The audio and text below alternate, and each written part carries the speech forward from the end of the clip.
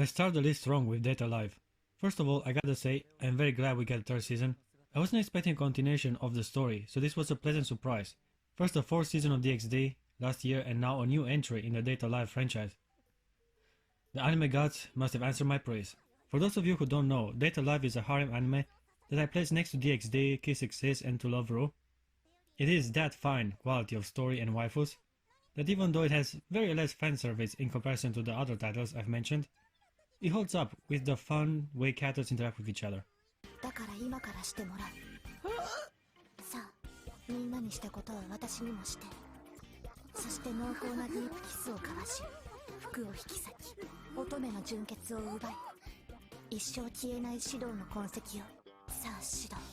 We've got a little sister, a submissive perverted classmate, twins, lesbians, and a psychopathic bloodthirsty yandere, to name a few.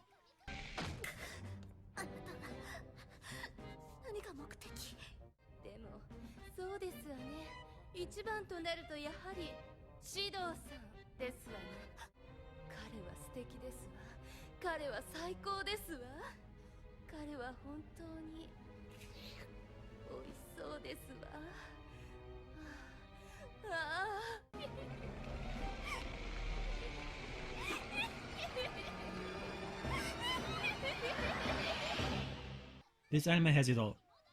So yeah, it is fairly obvious that I strongly recommend this one.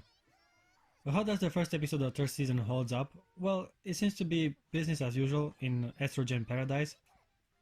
Starting with the food looking dubiously unedible anime cliché. This time it tastes good though. Sadly, I spot a negative right away. Little sister jumps in the air and no panty shot. That's sad, I feel betrayed, but there is enough time for the show to give me what I want. Character development. Which is exactly what happens when Shido meets spirits and makes them go on a date with him to save the world. This guy makes talking to girls look easy, lucky bastard. Not only has the best job in the world, but he also lives in a house with a bunch of horny girls. Hence the name of the anime, Date A Live. How can he be so damn lucky? Every hot chick in the class wants his attention, even the teacher.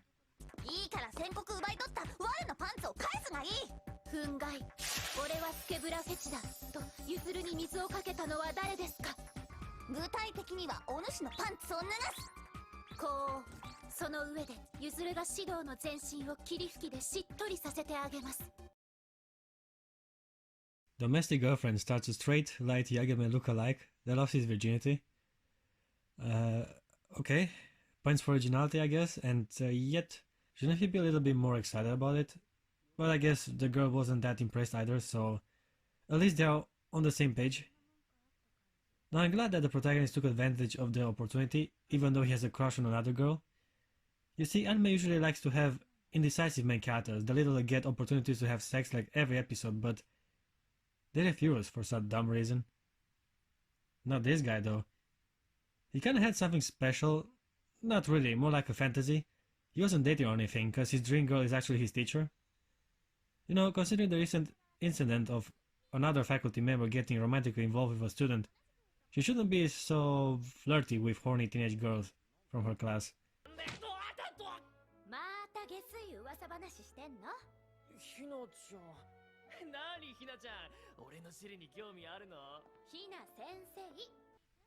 Just saying. She also keeps on sending mixed signal to the main character. What a lucky bastard. Is this like one of those stories when he gets the teacher pregnant and sues her for molestation? Hope not. Seems like a nice person. It is also implied that she is suffering and connects with the protagonist on an emotional level. The moment his dad said he was getting remarried, I was like, okay, I know where this is going. And I was partially right. Yeah, this guy won the lottery or something. No need for a death note when you get a new villa, a younger sister that you disvirginized, in the same package with an older one that is obviously horny for your personality. Overall, the anime looks amazing, and I like Fuji, or whatever the main character name is. He has initiative. Good for him. A good boy.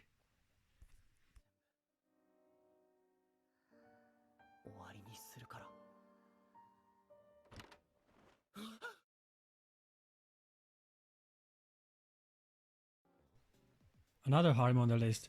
Big surprise. This one has a very easy to pronounce title. The Quintessential Quintuplets. Anyhow, it seems we are finally having some standards when it comes to harem kings.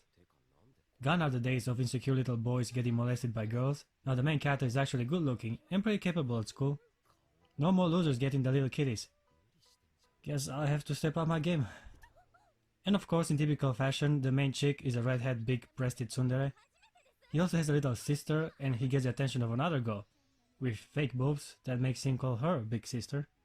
And his flawless combo strike keeps on going as a more energetic schoolgirl finds him interesting cause he's a nerd. Extra points for realism. So much estrogen floating around him. Man, what am I doing wrong with my life? There's also a quiet girl that stares all the time and is probably into kinky submissive humiliation. Anyhow, I like it when he takes on the initiative and brings out his alpha male instinct to tame those females.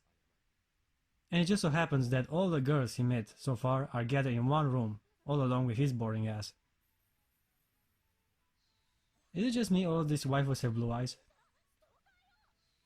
Teaching discipline to spoiled rich girls ain't that easy though, and the protagonist struggles to keep them under control. It feels as if he's a king, knocking on the doors of his concubines, only that kings probably get the sex. この町にはまともな家庭教師は一人もいないのでしょうか。なんだよ。昨日は勉強教えてほしいって。気の迷いです。 First, wasn't sure what to make of it. The anime presents a war zone with weird aircrafts opening fire on civilian ships. But the moment the main character opens the hatch on the crash plane and we see that the pilot is a cute pink-haired girl, I was like, okay, this show looks promising. And then she kisses him just like that. At that moment I knew, okay, this one's the keeper. He also has a hot sister. She's the tsundere type, being rather bold and honestly a hypocrite. 美穂はノックくらいしろよ。ケイのパンツなんて昔から何度も見てるし、今さら恥ずかしがるようなことないでしょ。逆ならどうなんだよ。俺がお前の着替え覗いたら怒る。理不尽すぎるだろ。 Anyhow, ever since his encounter with that beautiful pilot girl, our protagonist can't stop thinking of joining the self-defense forces.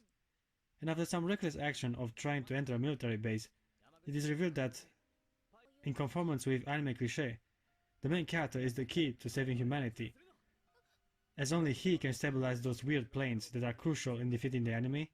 If I were to guess, I'd say he will have to go to know the cute pilot girl better and form a bond with her as part of the mission.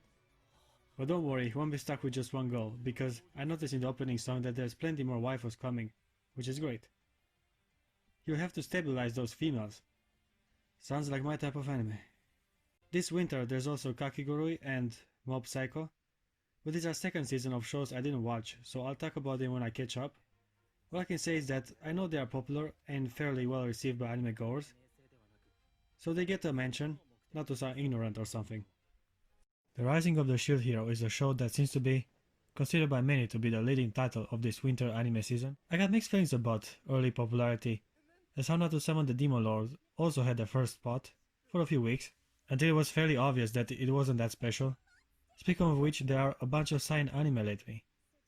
Maybe the shonen genre is slowly losing its popularity as the audience got older. Wait a minute, the first episode is 45 minutes long? Oh boy. Hope there are cute girls in it. Let's start with the main character. As I previously mentioned, we've got standards nowadays, and this protagonist is no exception. He's a decent guy overall, that did manage to accomplish something with his life. Going to the library looks more appealing to me than ever, as the book he discovers there is the key for him to be teleported to another alternative game world. Here's the gist of it. There are 4 heroes to save the world, each with one special weapon, and the shield bearer is for some reason the loser, cause having the power to protect your teammates from damage is somehow lame and useless. Huh. He ends up partnering with just one female adventurer, as the other candidates, being superficial idiots, decide to ignore him. I get it that he has no experience with women and all, but when a chick is buying expensive stuff with your money, tries to get you drunk, and asks right in front of you how much your returned equipment can be sold for.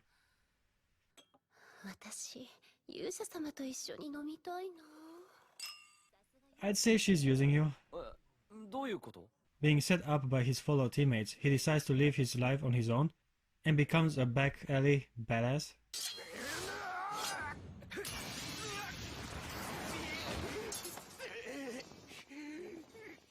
The first episode ends up with him deciding to buy a slave, which of course is a furry, cute lolly.